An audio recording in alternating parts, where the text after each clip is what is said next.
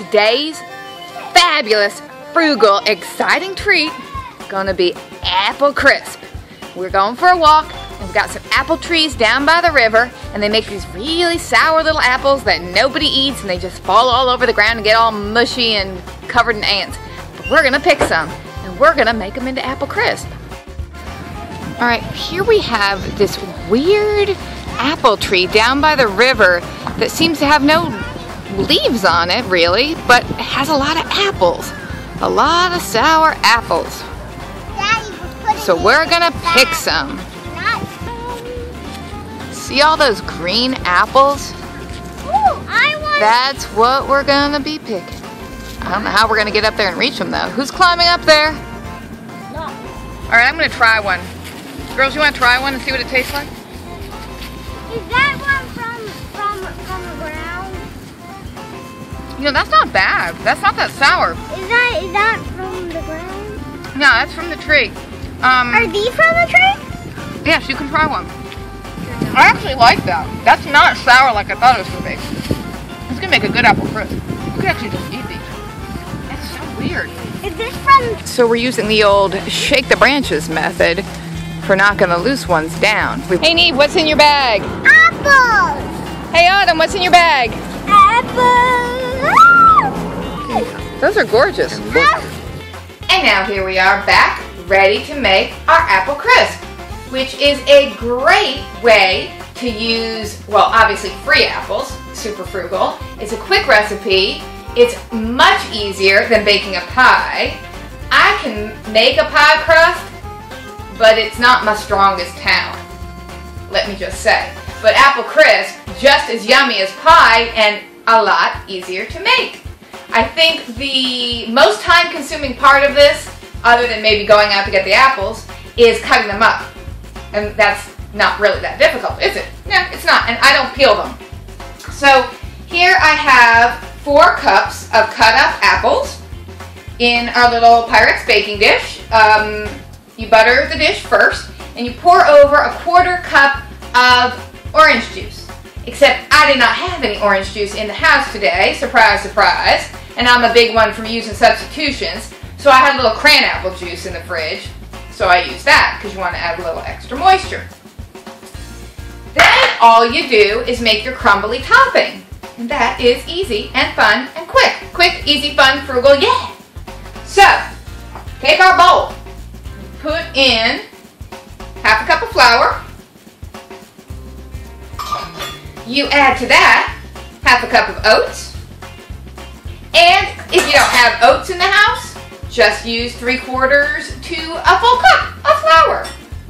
You put in a cup of sugar. Mix all that around, and then you're going to cut in 1/3 of a cup of butter. And you want this to be cold butter in chunks. Here I have that. I know that looks, this is 1/3 cup. It looks like more than 1/3 of a cup, but it's not. It's just sticking out of the top of the cup because I cut big chunks. And it will show you on the butter wrapper where to cut for it to be 1/3 of a cup. I know, that's pretty simple, isn't it? So you put your butter chunks in. And of course you can use a pastry blender or a big old fork, but I always just like to use my fingers because I just like to get in there.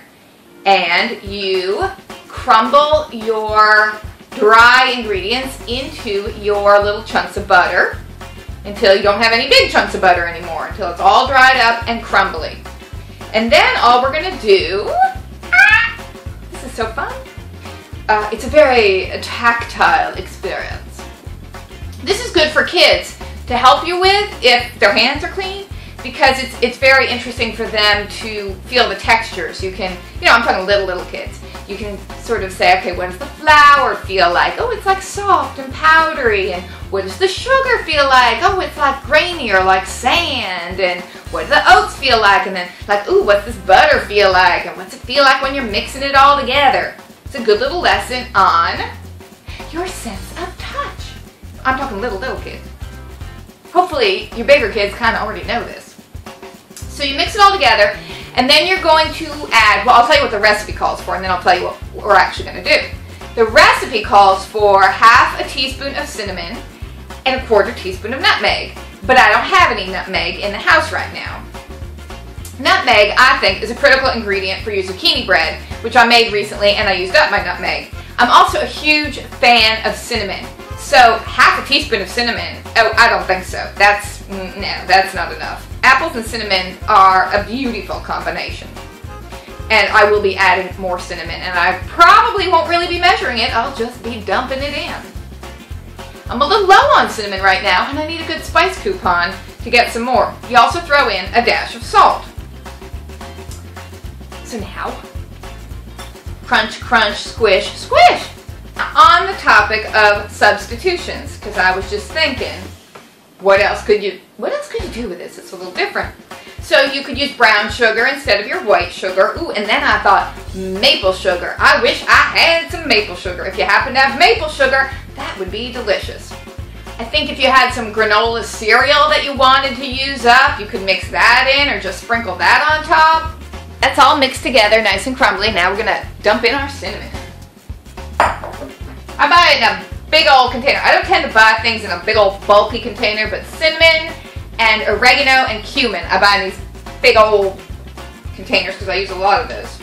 And we are very low on cinnamon right now, so we're going to dump it in there, and we're going to sprinkle a little bit directly onto the apples because that uses up my container and I like it. So mix our cinnamon into our crumbly topping mixture, and then we're just going to sprinkle it on top. Then all you do, got all your topping on, pop her in the oven.